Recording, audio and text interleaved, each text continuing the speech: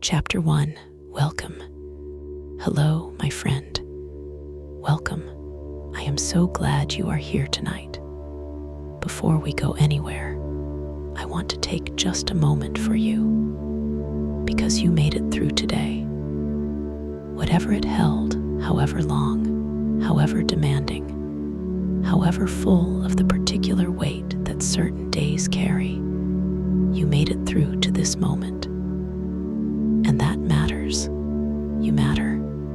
The day is done. It is behind you now, set down, and it requires nothing more from you tonight. No more effort. No more decisions. No more thinking your way through anything at all.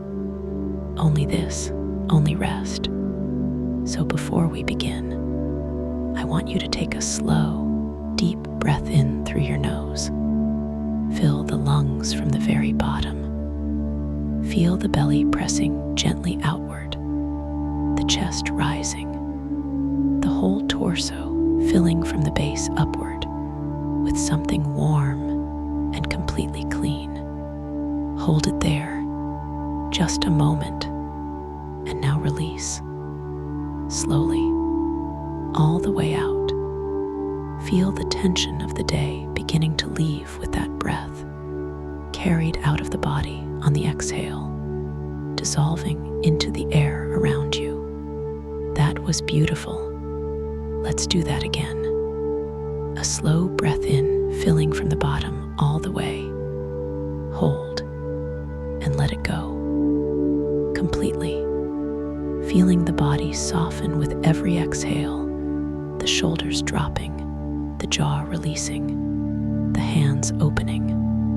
One more. In through the nose, a complete, generous, nourishing breath. And out. Good, you are doing so well. Now let the breath find its own rhythm. No need to manage it. Simply let it breathe you, the way it always has, faithful and effortless. Tonight, my friend, I want to take you somewhere that very few people ever go. Out onto the open sea. Not in a storm, not in the dramatic, crashing sea of storms and emergencies. The other sea. The sea on a calm night, when the water is gentle and the wind is just enough. When the sails are full and the boat moves quietly, and the only sounds in the world are the water passing the hull and the ropes speaking softly in the rigging, and the endless, patient breathing of the ocean. There is a sailboat, a good boat, solid and well-made. It sails up and drawing in a light breeze from the southwest. It is moving, not fast, not urgently, but with the particular, effortless grace of a boat in its element, the water parting at the bow and closing quietly behind. The sea is dark, the stars are extraordinary, and the boat is yours tonight. Come with me. Let's begin. Chapter 2. Relaxation, the body. Before the sea opens around you, I want to help your body truly arrive, because the body carries the day so persistently. The tension stays in the shoulders long after the reason for it is gone. The jaw remains slightly set. The hands hold on to things already set down. Let's help it let go. Bring your awareness gently to your feet. Just notice them, their weight, their temperature, whatever sensations are present right now. And now allow them to soften completely. The arches releasing, the toes uncurling, every small muscle in the feet letting go of everything it held today. Feel the feet becoming warm and heavy and completely still. Let that warmth travel slowly upward into the calves These muscles carried you through every step of today. Now they can rest. Feel them softening and releasing, growing heavy, sinking deeper into the surface beneath you. The knees, the thighs, all of it releasing, warm and heavy and completely at rest. The hips, the lower back. Allow whatever you have been holding here, and we hold so much here, the weight of effort and of being in the world, to simply let go now. Feel the muscles spreading and softening. The whole lower body warm and heavy and completely released. The belly, let it be completely soft. No holding in, no tension. Just the easy, natural rise and fall of the breath. The chest, feel the heart there, beating steadily as it always does, faithful and without complaint. Feel the chest soften around it with every exhale. The shoulders, let them drop, really drop, away from the ears as far as they want to go. Feel the muscles there releasing the grip of the day, just letting go. Down the arms, heavy and warm, the elbows, the forearms, the wrists, the hands, let the fingers open and rest. The hands have held so much today. They can hold nothing tonight.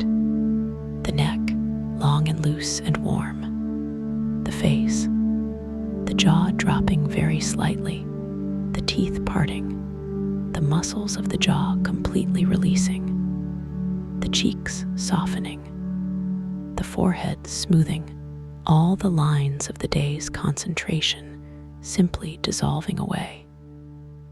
The eyes soft behind the eyelids, the scalp releasing. Your whole body, from the crown of your head to the tips of your toes, is now warm and heavy and completely soft. Good, you have done beautifully. The sea is ahead. The boat is waiting. Come. Chapter 3, the boat. Let me tell you about the boat. She is a wooden sailing boat, not large, not small. 40 feet from bow to stern. Her hull a deep blue below the waterline and white above. Her topsides clean and well maintained. She was built perhaps 30 years ago by a craftsman who knew what he was doing and cared about the result. And she shows it. Everything about her is right and well proportioned. The lines of her hull designed for exactly what she is doing now. Moving through the sea efficiently and gracefully under sail. Her name is painted on the stern in gold letters. You don't need to know her name. Simply know that she has won, that she is named, that she is known, that she is a real and specific vessel with a history and a character. Her sails are up. The mainsail, the large sail on the main mast, is full and drawing. Its white surface taut in the light southwest breeze. Its shape, the particular curved shape of a sail under wind. A wing rather than a flat sheet. Its curvature creating the differential pressure that drives the boat forward. The headsail, the smaller sail at the bow, is out too, both sails working together. The boat balanced perfectly between them. She moves, not fast, perhaps 5 or 6 knots, which is perhaps 10 or 11 kilometers per hour. It sounds slow. It is slow by the standards of the driven, accelerated world on shore. But at sea, on a sailboat, 5 or 6 knots is exactly right. 5 or 6 knots means the hull is moving through the water at the pace it was designed for. The water parting cleanly at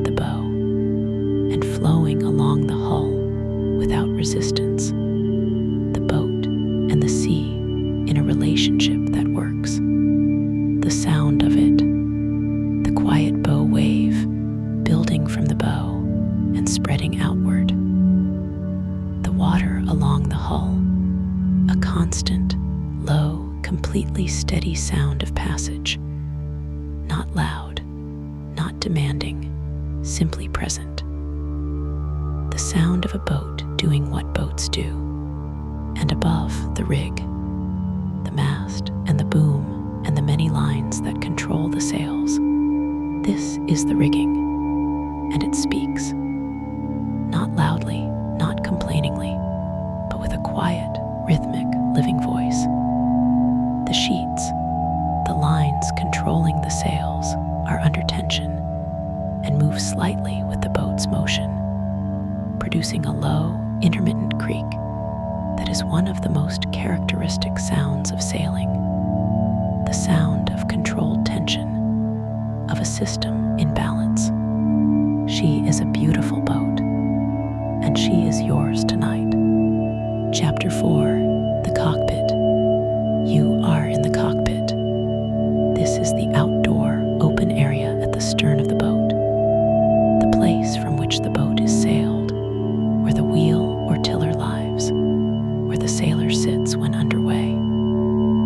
It is a protected space, lower than the deck, surrounded on 3 sides by the boat's coaming, open to the sky above. You can sit here and feel the boat moving, and see the sea around you, and feel the wind, and watch the sails, and be completely part of what is happening, and also be held, enclosed, in the boat's embrace. Tonight, the autopilot is on. The boat is steering herself, a small electronic device connected to the compass and the tiller, making tiny corrections to the course continuously and automatically, holding the boat on her heading while you rest. This is one of the genuinely wonderful things about modern sailing, the ability to let the boat steer herself so that the sailor can look around, can rest, can be present to the sea without the constant demand of steering. The boat is steering. You are simply here, in the cockpit, with the warm night air around you and the stars above, and the sea in every direction as far as you can see, which tonight, on this clear and moonlit night, is very far indeed. The cushions of the cockpit are thick and slightly damp from the sea air, not uncomfortable, just the honest dampness of things that live at sea, permanently in contact with salt air that carries moisture in it always. You are leaning back against the stern of the boat, your legs along one of the cockpit seats, the boat moving beneath you with her steady, gentle motion. The motion, this is the first thing that a boat in a gentle sea teaches you, that the world moves, not violently, not uncomfortably, the gentlest, most rhythmic motion imaginable. The boat rising very slightly on the long, slow swells, and then descending, the whole cycle taking perhaps 10 seconds, perhaps 12. A rhythm so slow it is almost imperceptible, but completely present, felt through the body rather than seen. The boat and the sea breathing together. You breathe with them. Chapter 5, The Sea Smell. The sea at night smells different from the sea in the day. Or perhaps it smells the same, but more so, the night air cooler, and more still, carrying the smell more directly to the nose, concentrating it in a way that the warm, active, distracted daytime air does not. The smell of the open sea, not the smell of the harbor. That is a mixed smell, shore and fuel and fish and town. open sea smell is purer, cleaner. The smell of water that has never been near a coast, water that has been deep ocean for hundreds or thousands of miles in every direction. Salt is the first thing, but it is not simply salt, not the sharp, slightly aggressive salt of table salt. The salt of the sea is complex, the sea being a solution not just of sodium chloride, but of dozens of minerals. Its chemistry, the accumulated result of billions of years of rivers washing the minerals of the land into the ocean. The salt smell of the sea is rich and layered, and has a quality that is simultaneously mineral and alive, because the sea is alive. Even here, 100 miles from the nearest coast, the water is full of life. The phytoplankton and the zooplankton that form the base of the marine food chain, invisible to the eye, but responsible for a portion of the sea's smell.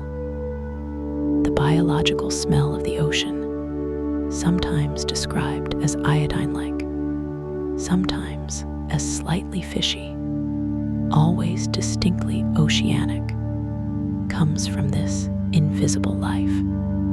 And the clean smell, the smell of air that has come from a long way over the water. The southwest wind that fills the sails tonight has been blowing over the open Atlantic for days before reaching the boat, over hundreds of miles of open ocean, gathering nothing but the sea's own smell. There are no factories in that wind, no towns, no roads, just the water and the sky and the long, clean fetch of the open ocean. You breathe it, and the lungs receive it with what can only be called gratitude. Chapter 6. The stars from the sea. The stars from the open sea are different from the stars anywhere on land, even from a dark mountain, even from a remote desert. The stars you see are stars seen through the atmosphere above the land, and land affects the atmosphere above it. The heat of the ground, the convection currents, the dust, and the particulates of land life. All of these slightly degrade the clarity of the view. At sea, the atmosphere above the water is different, cleaner, more stable. The sea surface, uniform and cool, does not produce the convection currents that land produces. The air above it settles. The transparency of it is at its maximum, and the result is stars that are, by any measure, the most clearly visible stars it is possible to see with the naked eye. The sky above the boat tonight. You tilt your head back against the stern and look up. The Milky Way is there, not the pale, tentative suggestion of it you might see from a suburban garden, or even the clear band visible from a good dark sight on land. This is the Milky Way as it actually is, a luminous, complex, densely populated river of light, its center bright enough to read by in theory, its arms extending across the full sky, the dark dust lanes that run through it visible as intricate variations in the brightness, the whole thing present and vast and completely overwhelming. You can see depth in it. Looking at the Milky Way from the open sea on a clear night, you begin to feel something that is difficult to feel on land, the sense of looking into something rather than at something, the sense of depth, of the galaxy having dimension rather than being a flat decoration. You are looking along the plane of the galaxy. You are inside this structure, looking along it, seeing the combined light of hundreds of billions of stars, stacked one behind the other, extending away from you for tens of thousands of light years. You breathe. The boat moves beneath you, her gentle rhythm. The stars are above. The sea is around. Chapter 7. The Sound of the Sea, 18 Night. Let the sounds of the sea come in. This is one of the great gifts of a calm night at sea, the sounds. Not the dramatic sounds of a heavy sea, which are powerful and beautiful in their own way, but not restful. The sounds of a gentle sea, a patient sea, a sea that is doing its ancient work without urgency. The bow wave. The sound begins at the bow. You can hear it from the cockpit, transmitted through the hull and the water and the air together. The gentle, continuous sound of the bow dividing the water. A low hiss, not quite a gurgle, not quite a rush. The sound of something moving through something else with efficiency and ease. The water along the hull. As the boat passes through the water moves along the hull. You can hear it as a constant, low, almost subliminal sound, the friction of water against wood. It is a deeply ancient sound. This is the sound that every wooden sailing vessel has made in every ocean it has ever crossed. The same sound that accompanied every voyage of discovery, every crossing, every journey. The rigging, the lines and the sails make their voices in the breeze. The main sheet, the line that controls the mainsail, creaks quietly in its block, a rhythmic sound that comes and goes with the slight variations in the wind. The rigging wires, tensioned between mast and boat, have their own note, a very faint hum, below the threshold of what you would normally call music, but present, a vibration in the structure of the boat singing very quietly to herself. And beneath all of these, or around all of them, or woven through all of them, the sea itself, the breathing of the ocean, the long, slow swells that lift the boat and let her down in their 10-second cycle, each one arriving from the southwest, where they were generated by distant wind days or weeks ago, traveling across the ocean until they find this boat, this night, this moment. Each swell unique, slightly different in height, slightly different in timing, no two exactly the same. And yet together, they create a rhythm that is as regular and as reassuring as breathing. The sea is breathing. You are breathing with it. Chapter 8. What the darkness holds. Beyond the boat, in every direction, is the sea. And the sea, at night, at this distance from any coast, is dark in a way that the land at night is rarely dark. No ambient glow on the horizon from a distant town. No lighthouse visible. You are too far from any coast for that. No other vessel visible. You are alone on the water tonight, though you know that you are not truly alone, that other boats are out here somewhere beyond the horizon, that the sea is not empty even when it appears so, but it appears so, and there is something in this apparent emptiness that is not frightening, but profound.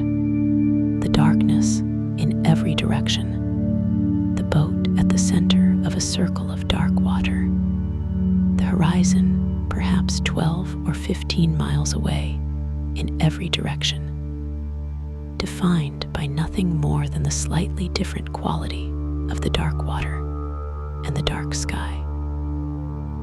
One slightly more reflective, one slightly more luminous with stars, a perfect circle of sea, and in the center of the circle, the boat, moving steadily through the darkness, her sails white against the star-filled sky, her navigation lights burning, the red light on the port side, the green on the starboard, the white on the stern, their small colored lights, the only man-made lights visible anywhere. You are in the center of the ocean, or you feel it, even if you are not literally in the center of any ocean. The feeling of it, the feeling of being surrounded by the sea in all directions, the land so far away as to be irrelevant, the world of streets and buildings and obligations and schedules as distant as a dream. The only world that is real tonight is this one, the boat and the sea and the stars. Chapter 9, the bioluminescence. Something is happening in the water. You notice it first at the bow. A green-blue glow in the bow wave, brief and bright, there and then gone. Then another, in the water alongside the hull. Then a scattered constellation of lights in the boat's wake, the water behind the boat alive with small, cold, brilliant flashes. Bioluminescence. The sea is full of microscopic organisms, dinoflagellates, single-celled creatures that produce light when disturbed. The passage of the boat through the water disturbs them, and they flash in response, each one too small to see individually, but together, millions of them disturbed by the hull and the keel and the wake, producing the extraordinary blue-green light that makes the ocean glow on calm, warm nights. The bow wave glows, not constantly, in pulses, in bursts, as the water is disturbed and the organisms respond. The bow pushes the water aside, and the bioluminescence flares and fades. The hull passes through, and the water alongside lights briefly. The wake trails behind the boat in a river of faint light that disperses slowly as the disturbed water settles. You lean over the side of the cockpit. You look at the water below the surface where the keel passes. The water is lit from within, a deep, moving, organic glow. The light produced by living things too small to see, but collectively capable of this. The sea making its own light, as it has made its own light in this way for hundreds of millions of years, long before there were eyes to see it, long before there were boats to disturb the water and cause the flashing. The bioluminescence was there, patient, waiting, doing what it does in the deep, dark water, lit by nothing, seen by nothing, simply being what it is. And tonight it is being what it is in the wake of your boat, seen by you. Chapter 10, the wind. The wind is a light southwest breeze, perhaps 10 knots, enough to fill the sails and give the boat purpose, not enough to create any significant wave beyond the long, gentle swells that have been running since before sunset. A perfect sailing breeze, the kind of wind that experienced sailors describe as perfect, the kind that makes you want to be nowhere else. You feel it on your face. Not cold, the night air at sea, in this latitude and this season, is mild. The wind has come a long way over the water and has taken on the temperature of the sea, which is warmer than the air. So the wind is warm and slightly moist and carries the sea's own smell concentrated in its movement. It touches your cheek and moves your hair very slightly. You close your eyes and feel it. The wind on the face at sea. There's something about this that is very old and very right. The feeling of moving air on the face, generated by the boat's own passage through the water as much as by the wind itself. You are moving through the air, and the air is moving through you. You and the boat and the wind and the sea are all in motion together, a single flowing system. The sails translate the wind's energy. This is the miracle of sailing, the conversion of wind energy, which is free and clean and endless, into the forward motion of the boat. The wind presses against the sail's surface, and the sail's curved shape converts that pressure into lift. The same physics that keeps an aircraft in the sky, and the lift drives the boat forward through the water, wind into motion, something into something. The oldest technology, still working, still sufficient, still beautiful. Chapter 11. Finn's philosophy, modified for the sea. There is something the sea teaches that it teaches nowhere else. You sit in the cockpit, and the boat moves, and the stars turn slowly overhead, and the sea breathes its long, slow breaths. And you begin to understand, not intellectually, not as a thought, but as a felt thing, what the sea has to offer. Perspective. The sea is not interested in your schedule. It has no awareness of your deadlines or your plans or the things you are worried about. The sea was here before any of your concerns existed, and it will be here long after they have resolved themselves one way or another. And in the face of this enormous, patient, completely indifferent body of water, the concerns themselves change, not disappear. They are real, and they will be there tomorrow, and they deserve whatever attention you can give them then. But tonight, out here, they are in proportion, correctly sized, seen from the right distance. The sea provides this distance. It gives you a view of your own life that you cannot get from within the life. From out here, the things that feel large on shore feel less large. The things that feel urgent less urgent.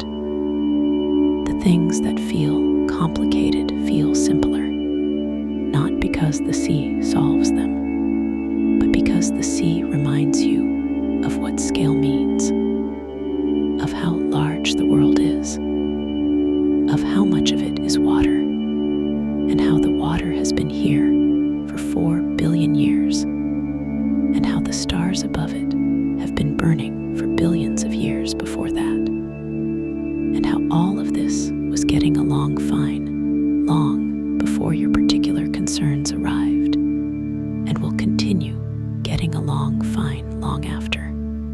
You are a small person on a small boat, on a vast sea, under a vast sky, and that is not frightening. It is exactly what you needed. Chapter 12. The phosphorescence trail. The boat's wake extends behind her in the dark. From the cockpit, looking aft, you can see it, not with bioluminescence every moment, but with the faint disturbance of the water, the slightly different texture of the water that has been passed through, the subtle contrast between the undisturbed ocean and the line of the boat's passage. And occasionally, when the bioluminescence flares in the wake, the trail is lit, a river of cold blue-green light, extending back from the boat into the darkness, fading as the disturbed water settles and the organisms return to their unlit state. The wake visible for perhaps 50 meters, perhaps 100, before it dissolves back into the general dark of the ocean. The boat is riding on the water, in bioluminescence, in the disturbed surface, in the faint smell of the hull's passage. The boat is leaving a mark, a temporary mark, a mark that will last only minutes before the sea closes over it completely. But for now, a real and visible record of where the boat has been. In an hour, there will be no trace. The sea will have recovered completely. The water where the boat passed will be indistinguishable from water the boat never touched. The ocean forgets everything. This is one of its most profound qualities, not its cruelty, not its indifference in a negative sense, but its completeness. The sea holds nothing against you. It keeps no record. Every night on the sea is the first night. Every passage starts fresh. The wake glows, then fades. The ocean recovers. The boat moves on. Chapter 13. What lives below? Below the keel of the boat, the ocean descends. Not a few meters, not tens of meters, hundreds of meters in these waters, or thousands. The open ocean is deep in a way that defies intuitive understanding. You are floating on the surface of something that goes down for miles, that has a bottom so far below that the pressure at the deepest point is thousands of times the pressure at the surface, where it would crush any unprotected human body instantly. And yet it is alive, all the way down. At the surface, in the first few hundred meters where light penetrates, the phytoplankton and the zooplankton, the fish that feed on them, the dolphins and the whales that feed on those fish. The surface layer, where the light is the richest layer, the most productive, the most densely populated. Below the light, the mesopelagic zone, a world of perpetual twilight, not dark, not lit, but in the permanent dim that exists between 100 and 1,000 meters depth. Strange fish here, many of them transparent, many of them with their own bioluminescence, navigating the dim water with senses that are not primarily sight. And below that, the deep, the bathypelagic zone, and below that the abyssopelagic, and at the very bottom, the hadopelagic, the trenches, the deepest places on Earth, so far from the light that life there has never seen a photon of sunlight. Life there survives entirely on what falls from above the marine snow, the continuous gentle fall of dead organic matter drifting down from the productive surface layer, taking weeks to reach the bottom. All of this below you, the boat on the surface, miles of water and life and darkness, and extraordinary creatures below, you floating on the very top of it, one thin layer of wooden hull between you and all of that. Not frightening, miraculous. Chapter 14, the DOLPHINS. They come at midnight, or near midnight. You do not check the time, but it feels like the deepest part of the night, the hour when the world is most fully given over to the dark. You hear them before you see them. A sound at the bow, a brief, explosive exhalation, the breathing sound of a dolphin surfacing, then another, then two together, and then, leaning forward in the cockpit, you see them in the bow wave, dark shapes moving through the bioluminescent water, each one trailing a comet tail of blue-green light, their bodies leaving bright traces in the dark water as they move. Dolphins, a pod of them, 5 or 6, perhaps more. Common dolphins, most likely, drawn by the bow wave, which dolphins use as a free source of propulsion, surfing the pressure wave at the bow of a moving vessel, being pushed forward by it with no effort of their own. They are playing. There is no other word for it. They are not feeding. There is nothing to feed on in the bow wave. They are not fleeing anything. They are here because this is fun. Because the bow wave of a boat is a free ride through the water. And dolphins are intelligent enough to know a free ride when they see one, and playful enough to take it. They cross and recross in front of the bow. One rolls on its side and looks up. You see the white of its belly as it turns, a brief pale shape in the bioluminescent water. It is looking at the boat, perhaps looking at you, the dolphins and you, regarding each other in the bioluminescent dark. For perhaps 10 minutes they stay, and then, as suddenly as they came, they are gone, diving deeper, moving away into the dark water, their bioluminescent trails fading, and then gone. The bow wave is empty. The water is dark, but you are changed slightly by having been visited. Chapter 15, the rhythm of the sea. The swells have been arriving from the southwest all night. Every 8 to 12 seconds, another one. Each one lifting the stern of the boat slightly, passing beneath the hull from stern to bow, and releasing the bow into the trough before the next one arrives. This is the boat's fundamental rhythm tonight. Rise and fall, rise and fall. Very gentle, very slow.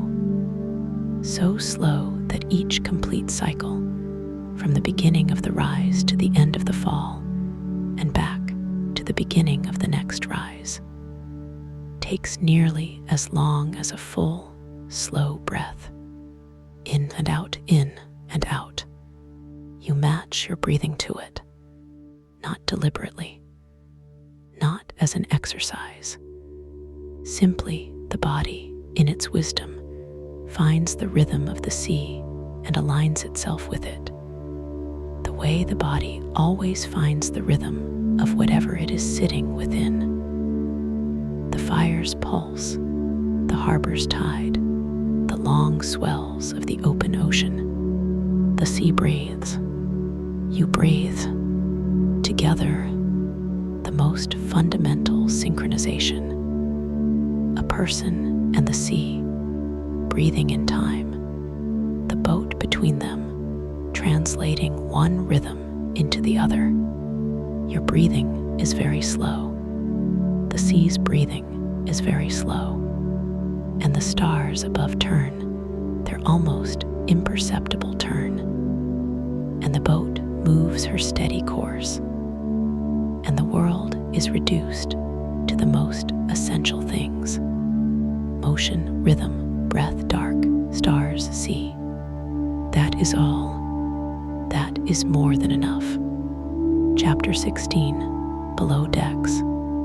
You go below, down the companionway steps, 3 steep wooden steps, worn smooth at the center from many feet over many years, into the cabin. The cabin is the interior of the boat, low-ceilinged, because the interior of a boat must always be compact, every inch accounted for, no space wasted, but not cramped, designed with the intelligence of a thing that was designed to be lived in at sea, where space is at a premium and function is everything. Warmed.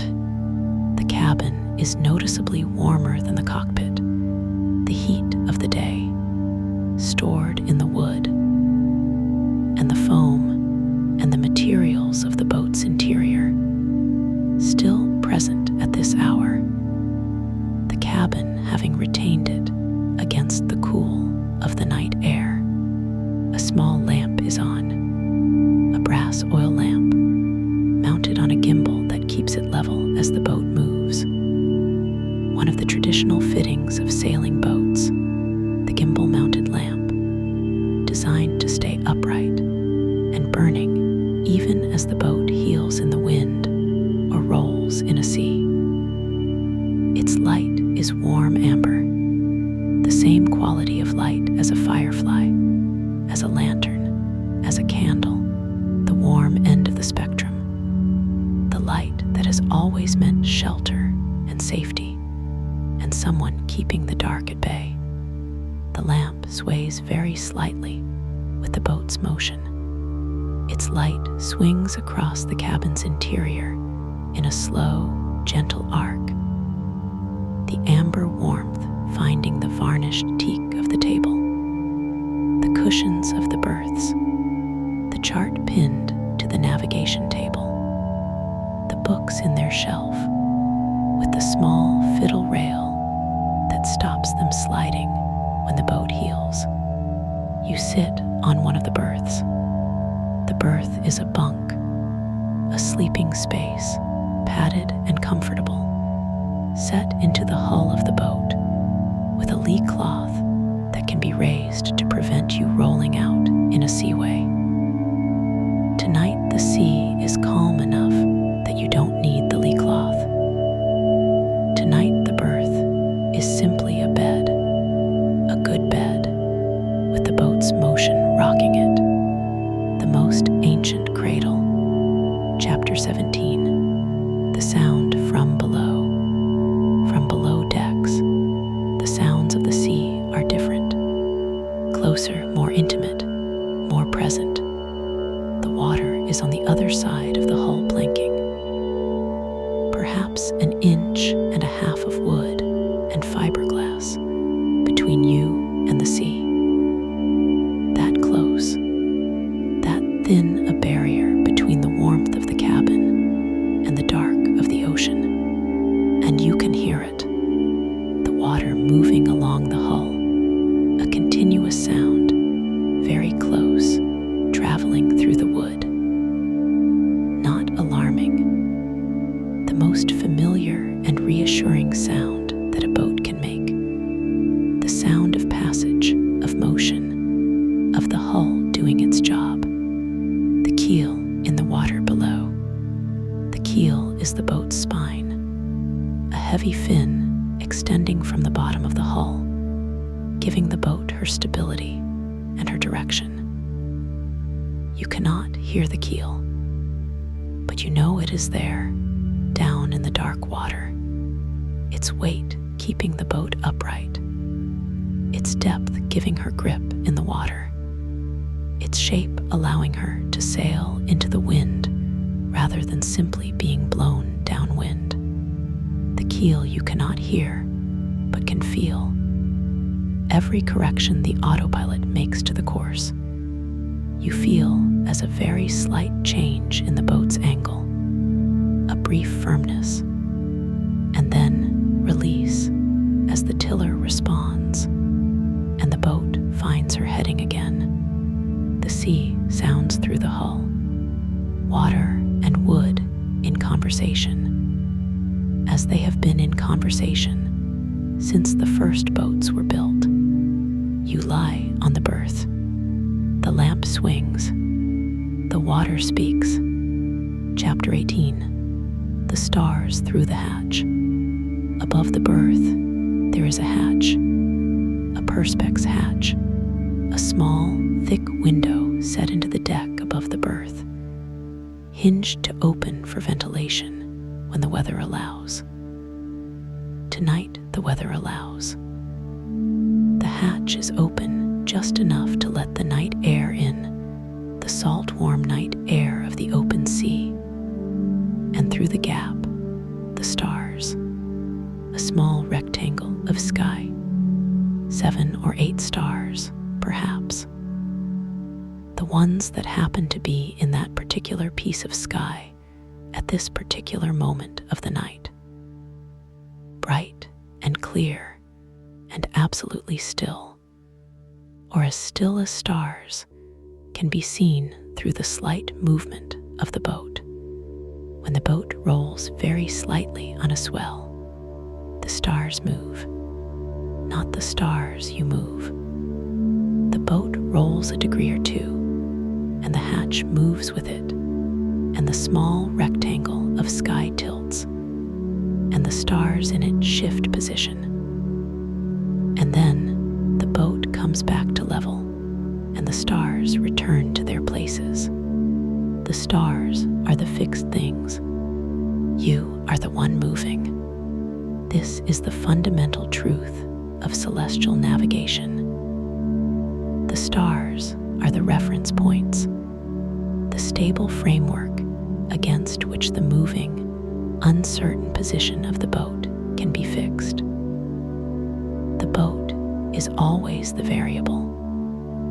The stars are always the constant. You lie on the berth and watch the stars through the hatch. They are there. They are always there. Whatever moves and changes and shifts in your life, whatever the uncertain, variable, sometimes frightening quality of being alive in a specific life, with its specific concerns and its specific uncertainties, the stars are constant. They were there before. They will be there after.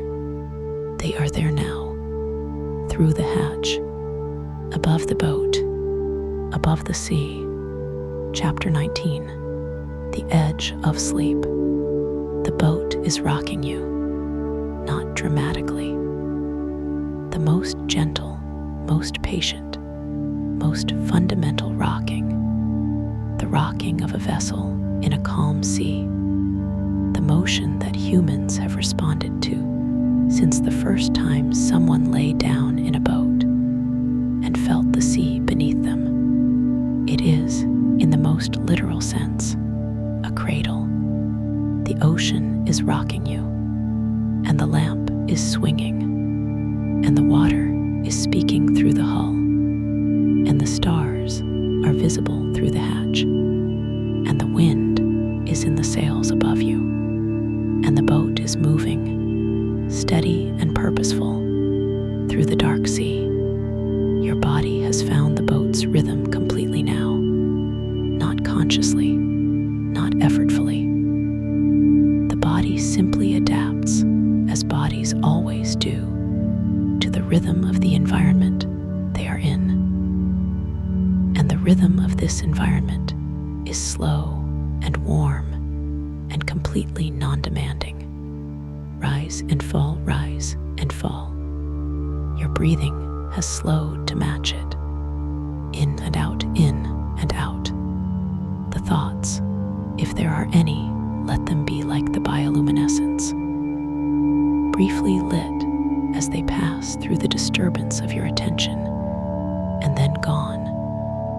water closing over them, no trace remaining. Let them flash and fade. Let the water close. Let the sea take them. The sea takes everything, eventually, and returns it as something clean. Chapter 20. Good night. Good night, my friend. You did so well today. You made it through, and you brought yourself here, to this boat, to this sea, to this extraordinary, patient, beautiful night on the water. The sea received you, as the sea always receives those who come to it with an open heart and a willingness to be small in the face of something large.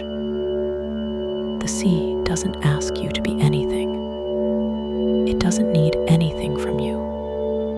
It simply is vast and patient and old and full of life. And tonight it has shared that with you. You received it. All of it.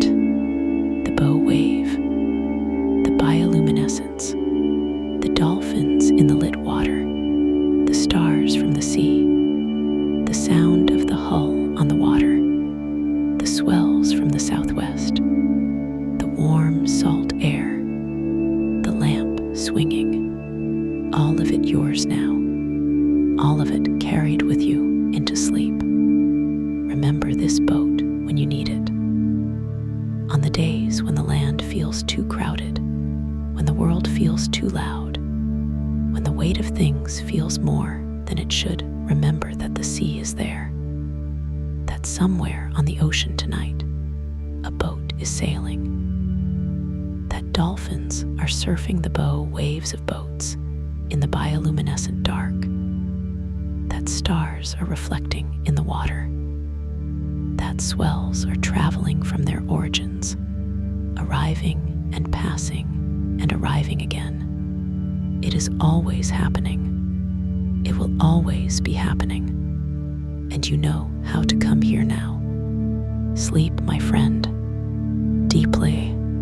The boat is rocking you. The sea is holding you. The stars are above. Good night. Sleep well. Extended passages. The sea through the night. What the sea knows. The sea knows everything. Or rather, the sea contains everything. Every atom that has ever been in the sea is still there, somewhere. The sea loses water to evaporation and gains it from rivers and rain, but the dissolved minerals stay.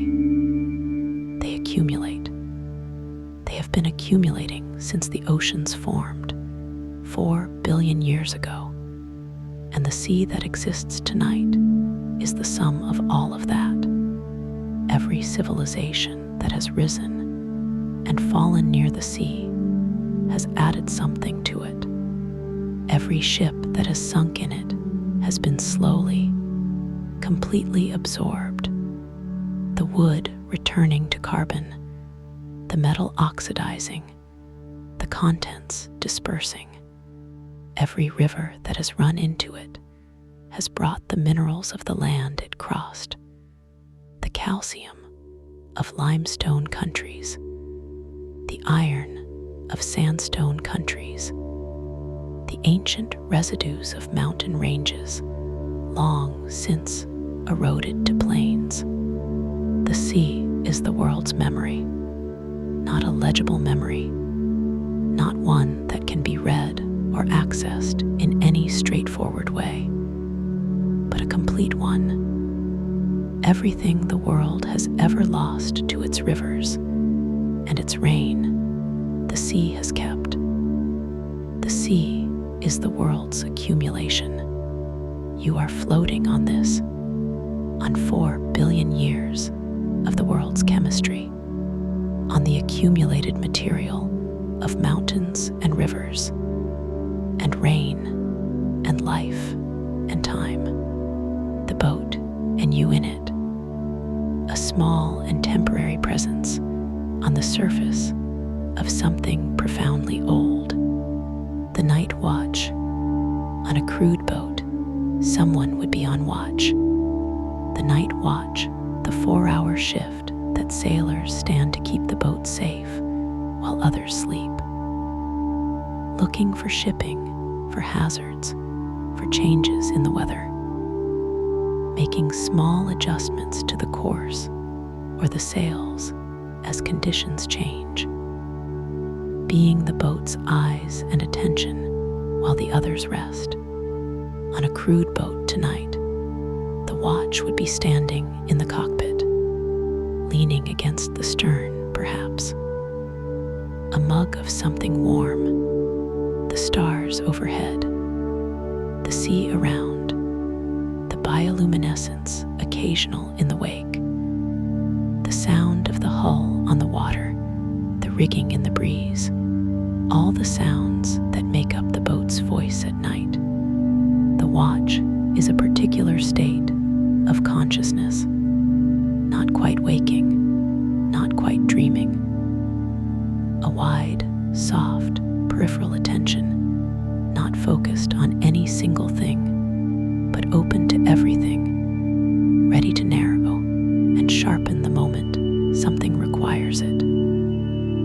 The sailor on watch learns to hear the sounds of a well-sailing boat so well that any change in those sounds registers immediately.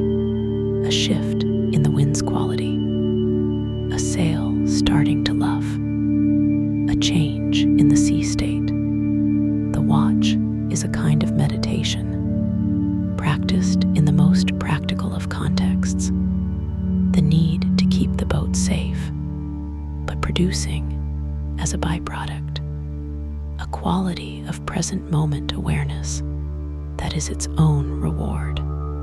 Tonight, the autopilot is keeping the watch, but its vigilance is there, electronic rather than human, but real.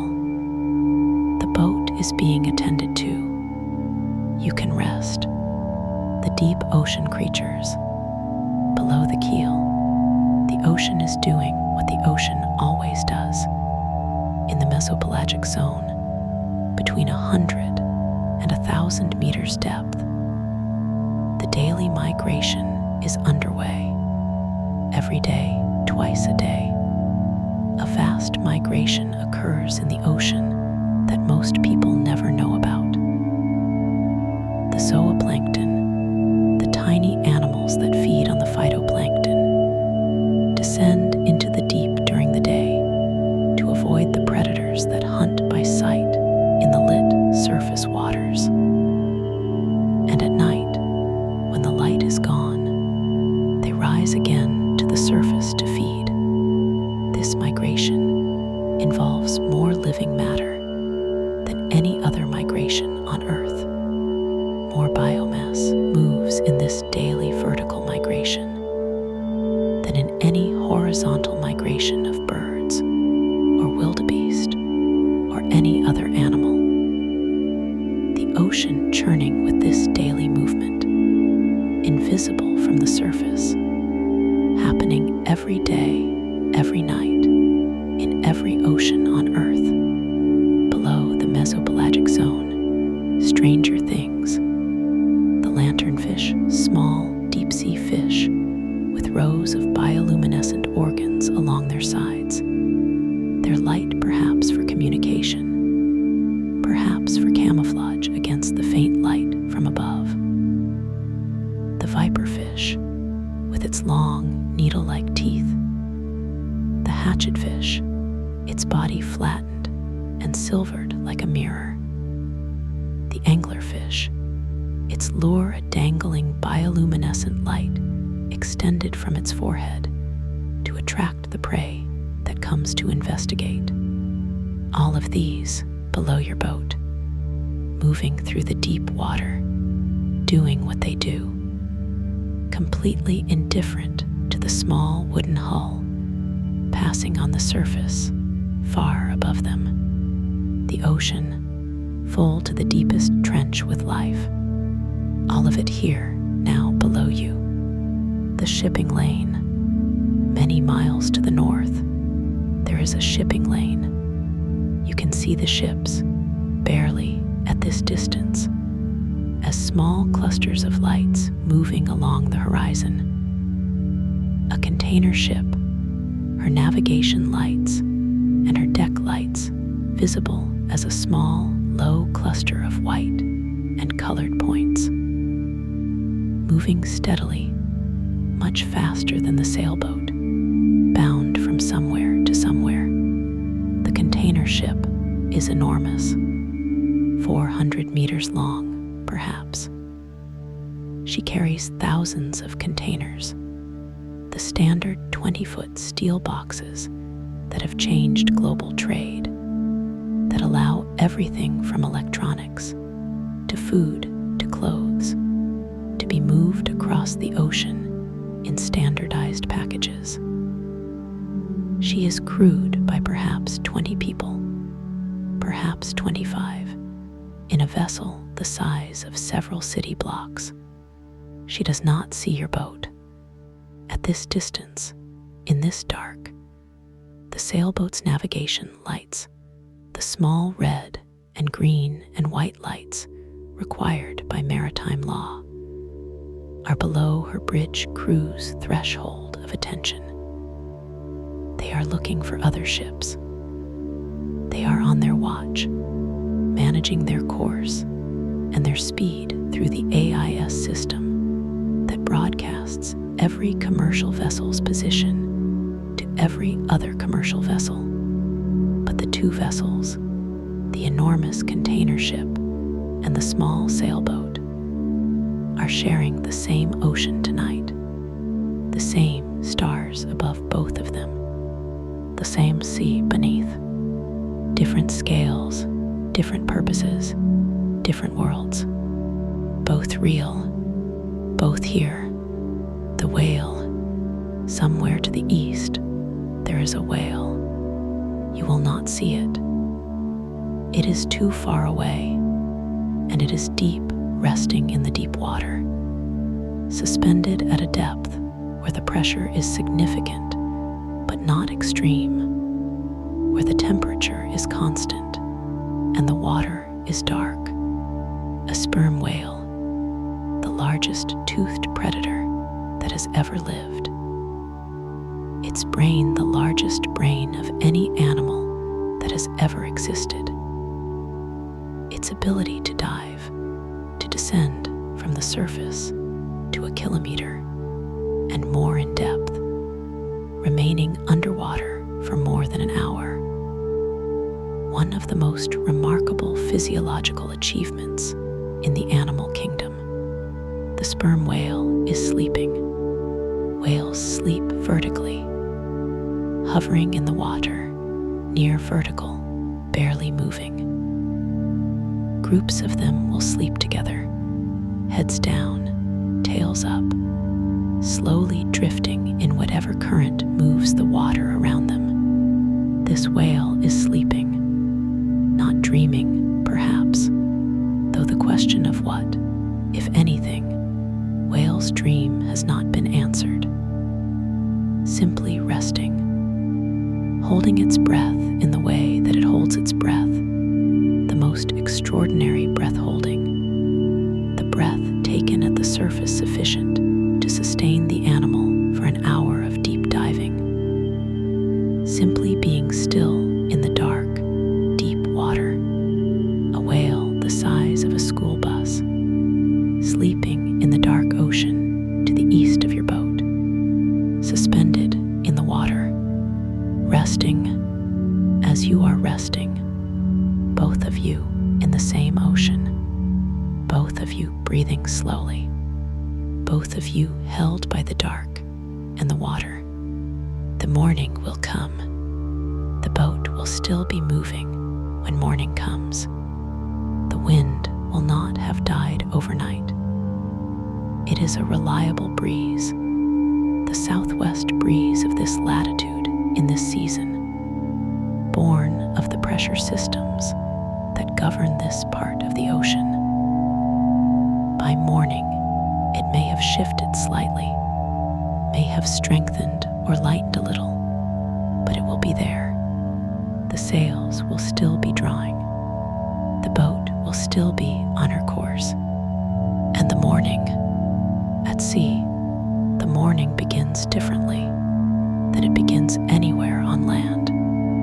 First, the stars fade. Not all at once. The faintest ones go first, absorbed into the brightening sky long before the stronger ones yield. The sky at this stage is still dark, still full of stars, but the very faintest ones are gone. Then more, and then the horizon defines itself. This is the moment at sea when you can first see the boundary between the sea and the sky.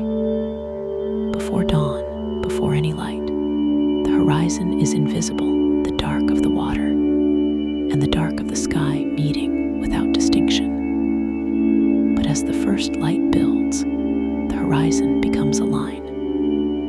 A thin, barely there line at first, and then clearer, and then the whole sweep of it visible, 360 degrees of horizon, the ocean flat in every direction, the sky above it beginning to show color.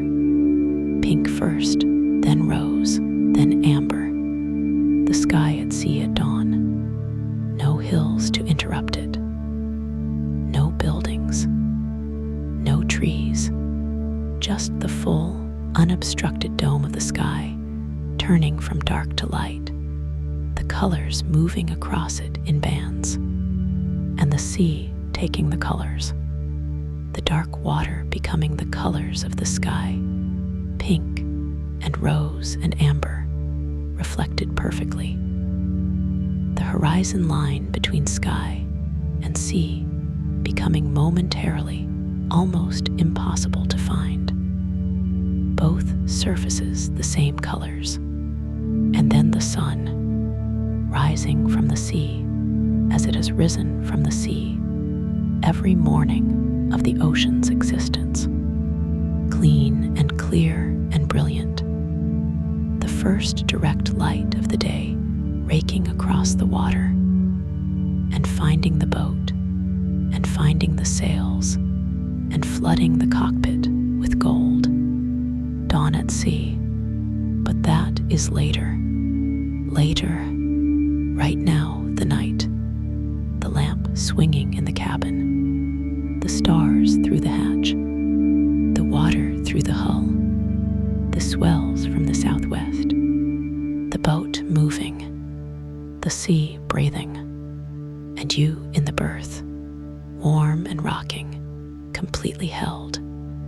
The boat is moving, the sails are drawing, the stars are above, the dolphins have come and gone, the bioluminescence is in the wake, the whale is sleeping to the east, the deep-sea creatures are migrating below, the shipping lane moves to the north, the sea is breathing its 10-second breath, the lamp is swinging, the water is speaking through the hull, and you are asleep, deeply, completely, peacefully, rocking on the open sea, held by the boat, held by the water, held by the patient, ancient, vast ocean. You came out here tonight. You gave yourself this. The sea received you. Sleep, my friend. Sleep deeply. The boat is sailing. The autopilot is keeping the watch. The stars are keeping their place. The sea is doing what the sea has always done. You don't need to do anything. You don't need to watch. You don't need to hold on. Simply rest. Simply breathe. Simply be rocked. Good night. Sleep well. You deserve every moment of this. Every single moment. Good night.